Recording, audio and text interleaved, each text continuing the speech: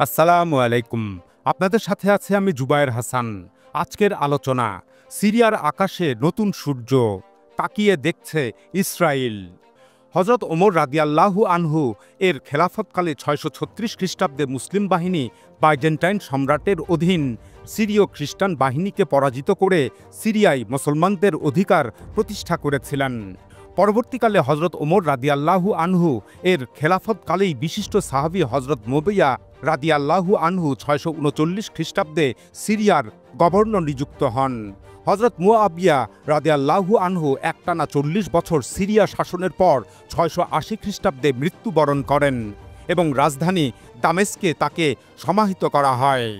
পরবর্তীতে তাকে ঘিরেই সিরিয়াতে প্রতিষ্ঠিত হয় উমাইয়া খেলাফতের শাসনকাল, যা চলেছিল একটানা ৯০ বছর এবং এর রাজধানী ছিল দামেস্ক শহর। এদিকে এই উমাইয়া খেলাফতেরই শাসক ছিলেন বিখ্যাত তাবেঈন হযরত ওমর ইবনে আব্দুল আজিজ। হযরত ওমর ইবনে আব্দুল আজিজ ৭১৭ খ্রিস্টাব্দে উমাইয়া খেলাফতের শাসক হন।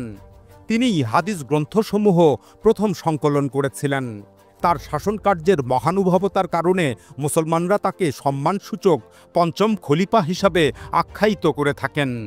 তিনি ৭২০ খ্রিস্টাব্দে মৃত্যুবরণ করেন এবং তার কবরও দামেস্কে অবস্থিত। মুসলমানদের ধর্মীয় বিশ্বাস অনুযায়ী তারা মনে করেন এই দামেস্ক শহরের সাদা মসজিদে ইমাম মেহেদী এবং পুনরায় দুনিয়াতে ফিরে আসা হযরত ঈসা আলাইহিসসালাম একত্রে সালাত আদায় করবেন। সুতরাং সিরিয়া মুসলমানদের কাছে এক বিরাট ধর্মীয় আবেগময় ভূমি। ১৯৪৮ সালে ইসরায়েল রাষ্ট্র প্রতিষ্ঠা হওয়ার পর এর বিরুদ্ধে লড়াইয়ের অগ্রগামী দেশ ছিল সিরিয়া। ইসরায়েলকে মোকাবেলা করা এবং মুসলিম ঐক্য ধরে রাখার জন্য ১৯৫৮ সালে মিশরের প্রেসিডেন্ট জামাল আবদেল নাসেরের নেতৃত্বে মিশর ও সিরিয়া একীভূত হয়ে একটি রাষ্ট্র গঠিত হয়েছিল, যার নাম রাখা হয়েছিল ইউনাইটেড আরব রিপাবলিক। কিন্তু ১৯৬১ সালে সিরিয়ার সেনাবাহিনী এক অভ্যুত্থান ঘটিয়ে ওই একীকরণ থেকে বেরিয়ে যায় এবং সিরিয়া পুনরায় আলাদা একটি রাষ্ট্র হয়ে পড়ে। এরপর ১৯৭০ সালে এক সামরিক অভ্যুত্থানের মাধ্যমে হাফেজ আল আসাদ সিরিয়ার ক্ষমতা দখল করেন। তিনি ২০০০ সালে মৃত্যুর আগ পর্যন্ত একটানা ৩০ বছর সিরিয়া শাসন করেন এবং এরপর তার পুত্র বাশার আল আসাদ ২০২৪ সাল পর্যন্ত একটানা ২৪ বছর সিরিয়ার ক্ষমতায় অধিষ্ঠিত থাকেন। এই আসাদ পরিবারের ৫৫ বছরের শাসনে সিরিয়া ভীষণ দুর্বল হয়ে পড়ে। একদিকে ইসরায়েলের মুহুর্মুহু আগ্রাসন, অপরদিকে আসাদ পরিবারের দুঃশাসন, এই দুয়ে মিলে সিরিয়া লণ্ডভণ্ড হয়ে যায়। ২০১১ সালে সিরিয়ার জনগণ গণতান্ত্রিক উপায়ে আসাদ সরকারকে উৎখাত করার আন্দোলনে নামলে দেশটিতে গৃহযুদ্ধ বেঁধে যায়। অতঃপর সেখানে রুশ সৈন্য এবং মার্কিন সৈন্য মোতায়েন হয় এবং তারা সিরিয়ার বড় দুই এলাকার দখল ভাগাভাগি করে নেয়। এদিকে সিরিয়ার এক অংশে জঙ্গি গোষ্ঠী আইএস তাদের শাসন প্রতিষ্ঠা করে। অপরদিকে সিরিয়ার কুর্দি সশস্ত্র গোষ্ঠীগুলো মার্কিন সহায়তায় সিরিয়ার আরেক অংশকে তাদের কবজায় নেয়। অন্যদিকে ইসরায়েল সমর্থিত দ্রুজ মিলিশিয়ারা সিরিয়ার দক্ষিণের আরেক অংশে আধিপত্য বিস্তার করে। এদিকে মুসলিম দেশ ইরান বাশার আল আসাদ সরকারকে সমর্থন করতে সামরিক সহযোগিতা পাঠায় এবং লেবাননের হেজবুল্লাহ যোদ্ধারা রাজধানী দামেস্ক নিয়ন্ত্রণ করতে থাকে। ওদিকে তুরস্ক আসাদ বিরোধী সশস্ত্র গোষ্ঠীগুলোকে সাহায্য করতে এবং কুর্দি বিচ্ছিন্নবাদীদের দমন করতে সিরিয়ায় সৈন্য মোতায়েন করে। এভাবে সিরিয়া নামক দেশটি কার্যত বহু অংশে খণ্ড বিখণ্ড হয়ে পড়ে এবং একটি ব্যর্থ রাষ্ট্রে পরিণত হয়। তবে ২০২৪ সালের ৮ ডিসেম্বর আসাদ বিরোধী সশস্ত্র যোদ্ধারা দামেস্ক দখল করলে দৃশ্যপট বদলে যায়। এতে সিরিয়ায় নতুন সরকার গঠিত হয়, যার প্রেসিডেন্ট হন আসাদ বিরোধী সশস্ত্র গোষ্ঠীর নেতা আহমেদ আল সারা। তিনি ছিলেন এক সময়কার জিহাদি এবং যুক্তরাষ্ট্রের চক্ষুশূল। অবশেষে যুক্তরাষ্ট্রের সেই শত্রু এখন বন্ধুতে পরিণত হচ্ছে এবং যে সিরিয়াকে যুক্তরাষ্ট্র দ্বিতীয় বিশ্বযুদ্ধের পর কখনোই দুচোখে দেখতে পারেনি, সেই রাষ্ট্রের সাথেই সম্পর্ক গড়তে মরিয়া হয়েছে।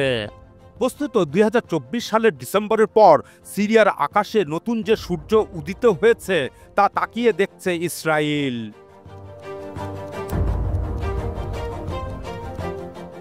এদিকে 2025 সালের 10 নভেম্বর হোয়াইট হাউসে সিরীয় প্রেসিডেন্ট আহমেদ আল শারা এবং মার্কিন প্রেসিডেন্ট ডোনাল্ড ট্রাম্পের মধ্যে এক বৈঠক অনুষ্ঠিত হয়েছে। এর ফলে সিরিয়া যুক্তরাষ্ট্রের মিত্রদেশে পরিণত হওয়ার প্রক্রিয়া শুরু হয়েছে। এর আগে গত 14 মে সৌদি রাজধানী রিয়াদে সিরীয় প্রেসিডেন্ট আহমেদ আল শারা এবং মার্কিন প্রেসিডেন্ট ডোনাল্ড ট্রাম্পের মধ্যে প্রথমবার এক বৈঠক অনুষ্ঠিত হয়েছিল। ওই বৈঠককালে ইঙ্গিত পাওয়া গিয়েছিল যে যুক্তরাষ্ট্রের সাথে সিরিয়ার সম্পর্কের উন্নয়ন ঘটতে যাচ্ছে। সৌদি যুবরাজ মোহাম্মদ বিন সালমান ওই বৈঠকটির আয়োজন করেছিলেন। তিনি নিজেও ডোনাল্ড ট্রাম্পের সাথে আহমেদ আল শারার বৈঠকে উপস্থিত ছিলেন। আর ওদিকে ভিডিও লিঙ্কের মাধ্যমে যুক্ত হয়েছিলেন তুর্কি প্রেসিডেন্ট এরদোগান। ওই বৈঠক থেকে ডোনাল্ড ট্রাম্প সিরিয়ার উপর আরোপিত মার্কিন নিষেধাজ্ঞা 180 দিনের জন্য স্থগিত ঘোষণা করেছিলেন। সে সময় ডোনাল্ড ট্রাম্প বলেছিলেন, সিরিয়ায় নতুন সরকার প্রতিষ্ঠিত হয়েছে, আশা করি শান্তির জন্য তাদের সাথে কাজ করব। ডোনাল্ড ট্রাম্পের ওই নিষেধাজ্ঞা প্রত্যাহারের ঘোষণায় সিরিয়ার রাজধানী দামেস্কে আহমেদ আল শারার সমর্থকরা উল্লাস প্রকাশ করেছিলেন। যেমন উল্লাস তারা প্রকাশ করেছিলেন 2024 সালের ডিসেম্বরে আসাদ সরকারকে উৎখাতের পর। এদিকে গত সেপ্টেম্বরে সিরিয়ার প্রেসিডেন্ট আহমেদ আল শারা জাতিসংঘের সাধারণ পরিষদের অধিবেশনে যোগ দিয়েছিলেন। ওই অধিবেশনের ফাঁকে তিনি সাবেক মার্কিন জেনারেল ডেভিড পেট্রাউসের সাথে একটি সাক্ষাৎকারমূলক অনুষ্ঠানে যোগ দিয়েছিলেন। এই মার্কিন জেনারেলের সাথে একসময় আহমেদ আল শারার যুদ্ধ সংগঠিত হয়েছিল। 2003 সালে আহমেদ আল শারা ইরাকে মার্কিন বাহিনীর বিরুদ্ধে লড়াই শুরু করেছিলেন। সে সময় তিনি ছিলেন নিষিদ্ধ ঘোষিত আল কায়দা গোষ্ঠীর যোদ্ধা। 2006 সালে তিনি ইরাকে জেনারেল পেট্রাউস বাহিনীর হাতে ধরা পড়েন। অতঃপর তাকে ইরাকের কুখ্যাত আবু গারিব কারাগারে বন্দি রাখা হয়। সে সময় তার নাম হয়ে ওঠে আবু মোহাম্মদ আল গোলানি। তার পিতৃপুরুষ সিরিয়ার গোলান মালভূমি অঞ্চলে জন্মগ্রহণ করেছিলেন বলে তার নামের শেষের অংশের সাথে গোলানি উপনামটি যুক্ত হয়। তবে তিনি 1982 সালে জন্মগ্রহণ করেছিলেন সৌদি রাজধানী রিয়াদে। রিয়াদে তার বাবা সিরিয়া থেকে এসেছিলেন এবং সেখানে পেট্রোলিয়াম ইঞ্জিনিয়ার হিসাবে কর্মরত ছিলেন।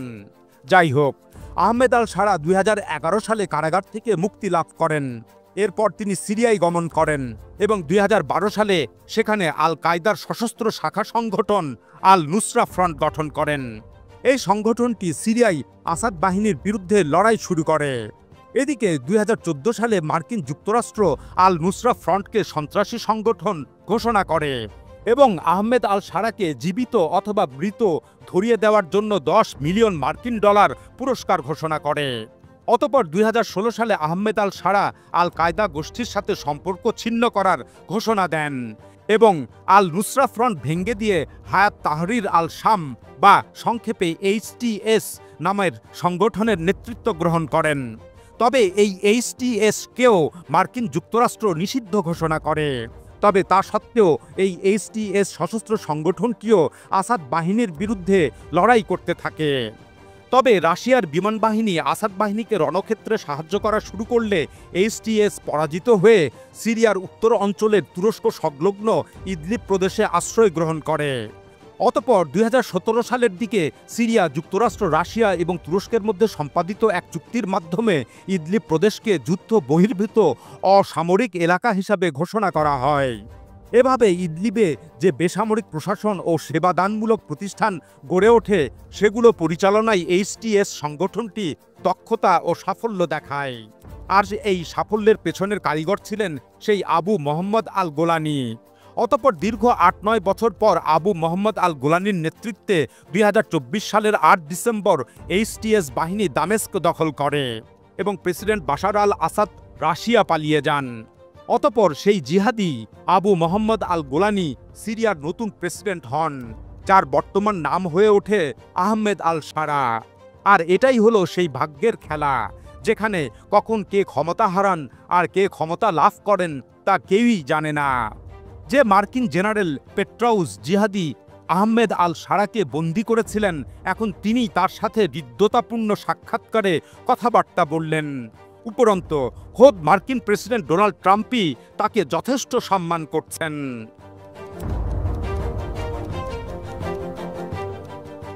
ডোনাল্ড ট্রাম্পের সাথে আহমেদ আল শারার প্রায় 2 ঘণ্টাব্যাপী বৈঠক হয়। ওই বৈঠকে সিরিয়ার পররাষ্ট্রমন্ত্রী এবং মার্কিন পররাষ্ট্রমন্ত্রী মার্কো রুবিও অংশ নেন। ওদিকে সিরিয়ার প্রেসিডেন্টকে কূটনৈতিক সাহায্য করার জন্য সেখানে ছুটে যান তুর্কি পররাষ্ট্রমন্ত্রী হাকাম ফিদান।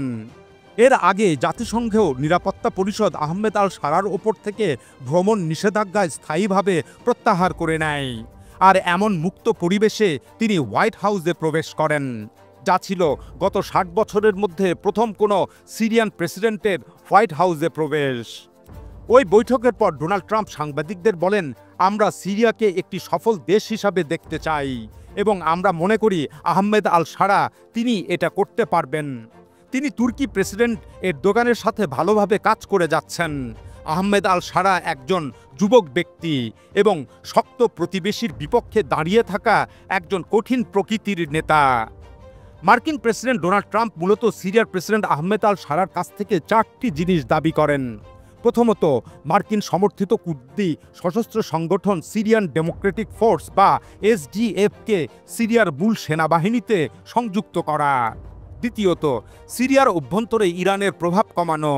তৃতীয়ত, সিরিয়া কিংবা বিশ্বব্যাপী আইএস জঙ্গি গোষ্ঠীর পুনরায় উত্থান না হওয়ার বিষয়ে সহযোগিতা করা।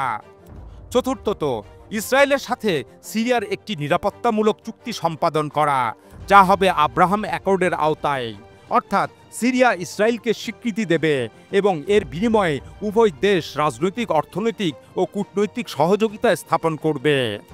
সিরিয়ার প্রেসিডেন্ট আহমেদ আল সারা ডোনাল্ড ট্রাম্পের এই 4টি দাবিগুলোর মধ্যে 3টি দাবি মোটামুটিভাবে মেনে নিয়েছেন, কিন্তু ইসরায়েলকে স্বীকৃতি দেওয়া এবং আব্রাহাম অ্যাকর্ড চুক্তি স্বাক্ষরের বিষয়টি গ্রহণ করেননি। ধারণা করা হচ্ছে যে আগামী দিনগুলোতেও আহমেদ আল সারা ডোনাল্ড ট্রাম্পের এই দাবি পূরণ করবেন না। তবে তা সত্ত্বেও যুক্তরাষ্ট্র এবং সিরিয়ার মধ্যে সম্পর্ক এগিয়ে যেতে থাকবে, কেননা ডোনাল্ড ট্রাম্পের পররাষ্ট্রনীতি হল তিনি মধ্যপ্রাচ্যের সংঘাত থেকে বের হয়ে গিয়ে বিশ্বব্যাপী চীনের উত্থানকে এবং রাশিয়ার সামরিক শক্তির সম্প্রসারণকে ঠেকাতে চান। এ কারণে সিরিয়ান প্রেসিডেন্ট আহমেদ আল সারা ইসরায়েলকে স্বীকৃতির বিষয়টি অবজ্ঞা করলেও ডোনাল্ড ট্রাম্প সিরিয়ার সাথে সম্পর্ক গড়ে তুলবেন। প্রেসিডেন্ট আহমেদ আল সারা ২০১৯ সাল থেকে সিরিয়ার ওপর মার্কিন সিজার অ্যাক্টের মাধ্যমে যে নিষেধাজ্ঞা আরোপ করা হয়েছে তা সম্পূর্ণভাবে প্রত্যাহার চান। তবে প্রেসিডেন্ট ডোনাল্ড ট্রাম্প তা আরও ১৮০ দিনের জন্য প্রত্যাহার করেছেন।